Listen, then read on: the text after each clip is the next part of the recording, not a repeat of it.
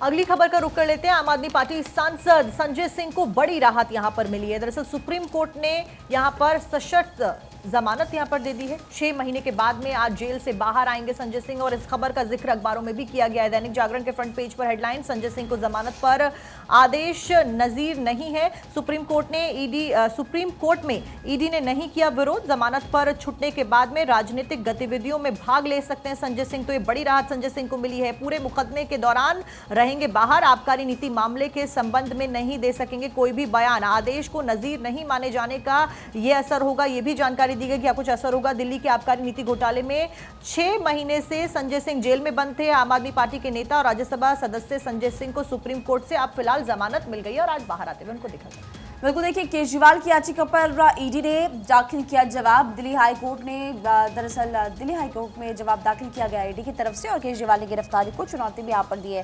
Delhi high court ने ED से जवाब मांगा था और केजरीवाल शराब घोटाले मामले के सरगना है। ईडी ने अपने जवाब में ये बात कही और कहा कि शराब नीति बनाने में केजरीवाल शामिल थे, जो मसौदा तैयार किया गया था।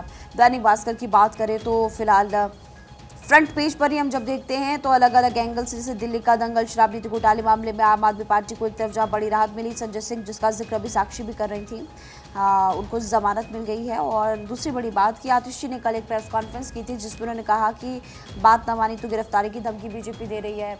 उधर दूसरी तरफ कोर्ट की तरफ से ईडी को जवाब देने के लिए कहा गया था। कल का वक्त था, ईडी पहुंची और ईडी ने अपने जवाब में कहा कि केजरीवाल के सामने मसौदा तैयार हुआ है, कई मंत्री उनके शामिल थे।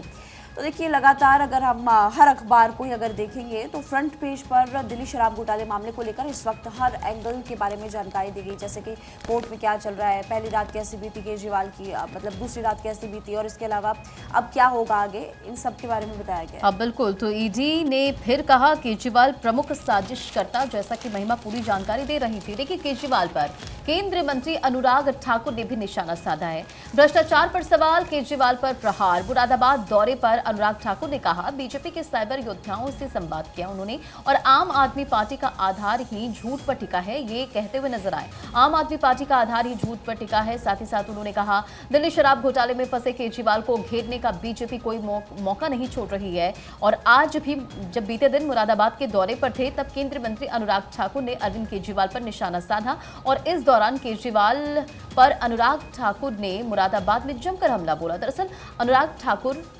मुरादाबाद के दौरे पर थे, जहां उन्होंने एक होटल में बीजेपी साइबर योद्धाओं से संवाद किया। इस दौरान अरविंद केजरीवाल पर निशाना साधते हुए नजर आए।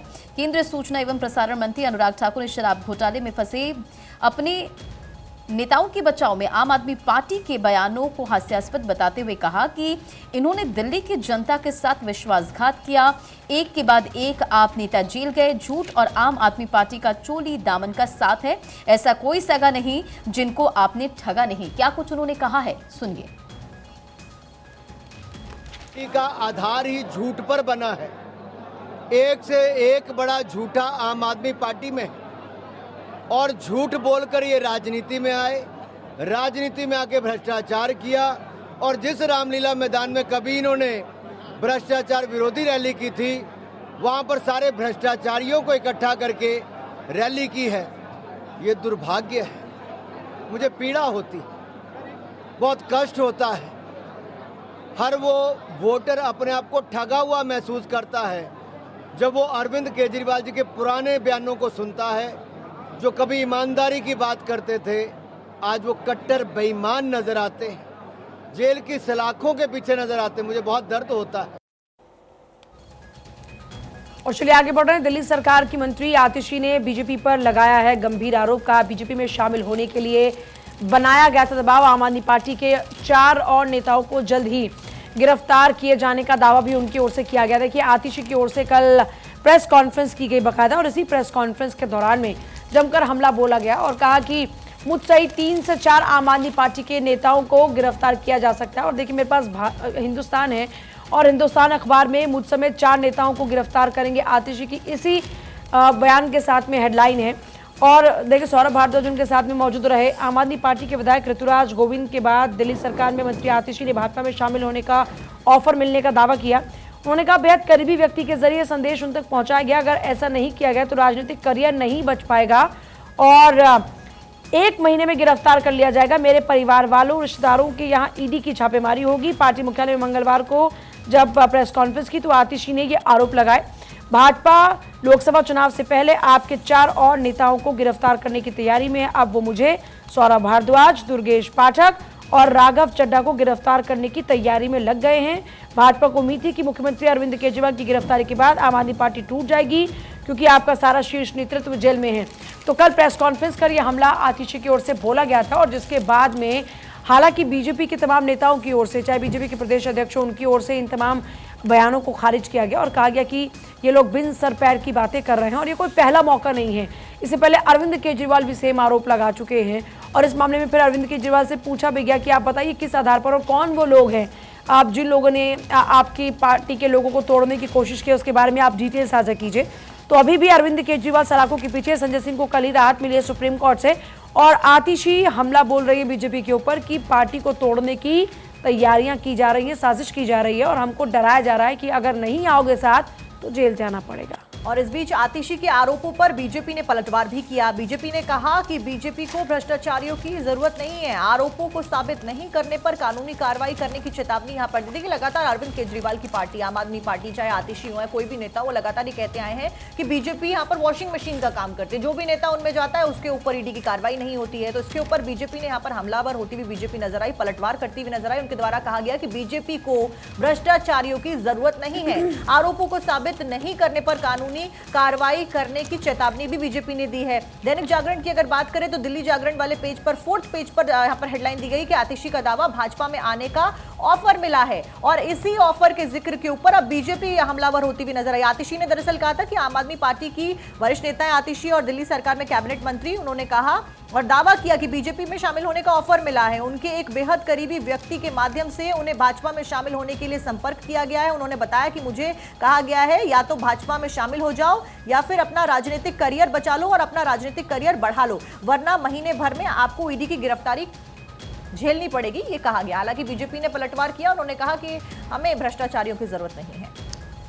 और देखिए, मनी लॉन्ड्रिंग से जुड़े हुए मामले में कोर्ट की ईडी को फटकार। राउस रेवेन्यू कोर्ट ने ईडी के जांच अधिकारी को नोटिस दरअसल भेजा है। ईडी के जांच अधिकारी पंकज कुमार को नोटिस भेजा गया और कहा कि दोषपूर्ण जांच के लिए क्यों ना हो कार्रवाई। कोर्ट ने कहा कि जांच में कोशिश की गई है कि कुछ आरोपी बच जाएं। ईडी के लिए ये आत्मनिरीक्षण करने की जरूरत है। कोर्ट ने भी कहा कि निष्पक्ष जांच सुनिश्चित करने के लिए क्या जो कदम है वो उठाने चाहिए। और मनी लॉन्ड्रिंग केस में 2 आरोपी सबूत के अभाव में रिहा हुए थे। आरोपियों के रिहा होने पर कोर्ट ने ईडी पर सवाल फिलहाल उठाए हैं। तो एक तरफ जहां विपक्ष लगातार ईडी सीबीआई की इस कार्रवाई को लेकर सवाल उठा रहा है, वहीं मनी लॉन्ड्रिंग मामले में अब कोर्ट ने भी ईडी को फटकार लगा दी। कुछ लोगों को रिहा करने की कोशिश यहाँ पर की गई है। निष्पक्ष कार्रवाई के लिए क्या कदम उठाए जाने चाहिए, किस तरह से आप कदम उठा रहे हैं। ईडी के जांच अधिकारी को फिलहाल नोटिस भेजा है कोर्ट ने।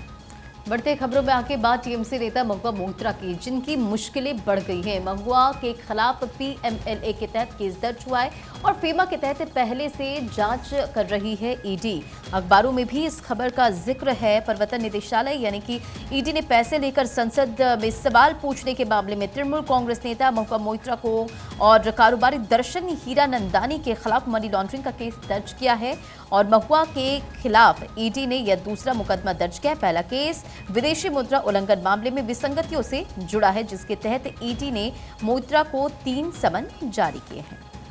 और उस बीच एक और अहम जानकारी, यूपी के बाराबंकी से जहां पर हुआ दर्दनाक सड़क हादसा, बस पलटने से 6 स्कूली बच्चों की मौत। लखनऊ से पिकनिक मनाकर ये बच्चे लौट रहे थे।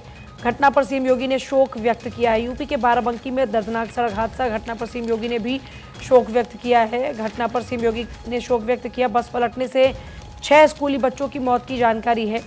पूरी बस पलट गई, जिस कारण से 6 बच्चों की जान गई है। लखनऊ से ये बच्चे पिकनिक मनाकर आ रहे थे और इसी दौरान में ये दर्दनाक हादसा हुआ, जिस पर सीएम योगी ने भी अपनी संवेदनाएं व्यक्त की हैं। सीएम योगी आदित्यनाथ ने लिखा, जनपद बाराबंकी में हुई सड़क दुर्घटना में बच्चों के निधन की खबर अत्यंत दुखद है। मेरी संवेदनाएं शोक संतप्त परिवार वालों के साथ है।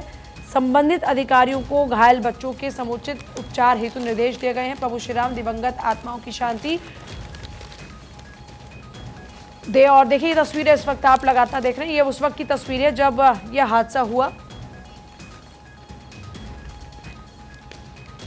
और देखिए अगली खबर का रुख कर लेते हैं पश्चिम बंगाल से। पश्चिम बंगाल और नॉर्थ ईस्ट के बाद में अब केरल में तूफान ने भारी तबाही मचाई है। आपको बता दें कि कोल्लम में ऊंची समुद्री लहरों ने तबाही मचाई और इस दौरान घरों में समुद्र का पानी घुसता हुआ देखा गया। समुद्री लहरों की वजह से मकान क्षतिग्रस्त हुए। इससे पहले हमने आपको तस्वीरें भी दिखाई थी और खबर भी बताई थी कि पश्चिम बंगाल और नॉर्थ ईस्ट में किस तरीके से नुकसान की वजह तबाही हुई यहाँ पर तूफान की वजह से, और भारी नुकसान यहाँ पर होता है, बिल्डिंग्स गिर जाती हैं, यहाँ तक कि एयरपोर्ट की छत गिरने की तस्वीरें भी सामने आई थी। खुद मुख्यमंत्री ममता बनर्जी ने जायजा लिया, प्रधानमंत्री नरेंद्र मोदी ने भी इसके ऊपर अपनी प्रतिक्रिया दी थी और मदद का आश्वासन दिया था। फिलहाल ऐसा ही कुछ अब मंजर देखने को मिल रहा है केरल में, जहां पर कोल्लम में ऊंची ऊंची समुद्र की लहरों की वजह से भारी तबाही होती हुई नजर आई। और अब आपको बताते हैं कि आखिर कौन कौन सी फ्लाइट जो है वो लेट है या कौन कौन सी फ्लाइट्स जो है वो रद्द हो गई है। मुंबई श्रीनगर फ्लाइट करीब 2 घंटे लेट, मुंबई नैरोबी फ्लाइट 1.5 घंटे लेट, फ्लाइट सुबह 8:15 पर मुंबई से रवाना होगी। मुंबई बेंगलुरु फ्लाइट रद्द हो गई है। मुंबई नासिक फ्लाइट करीब 2 घंटे लेट है, फ्लाइट सुबह 9:35 पर मुंबई से रवाना होगी। और मुंबई एम्स्टर्डम माफ कीजिएगा फ्लाइट 4 घंटे ये लेट होने वाली और फ्लाइट दोपहर 12:10 पर मुंबई से रवाना होने वाली।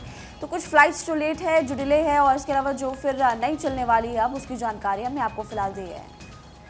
और अब बात करेंगे कि आज कोर्ट में कौन कौन से केसेस पर सुनवाई होने वाली है। अरविंद केजरीवाल की गिरफ्तारी के खिलाफ याचिका दाखिल, दिल्ली हाईकोर्ट इस पर सुनवाई करेगा। MS धोनी के खिलाफ मानहानि का मामले पर दिल्ली हाईकोर्ट में सुनवाई होगी। RSS मानहानि मामला, हाईकोर्ट से राहुल गांधी को अंतरिम राहत और आज इस पर सुनवाई होगी। ज्ञान वापी मामले में भी आज अगली सुनवाई होगी। नए मंदिर निर्माण के लिए मांग की गई थी और ये तमाम वो केसेस है जिस पर आज सुनवाई होने वाली है।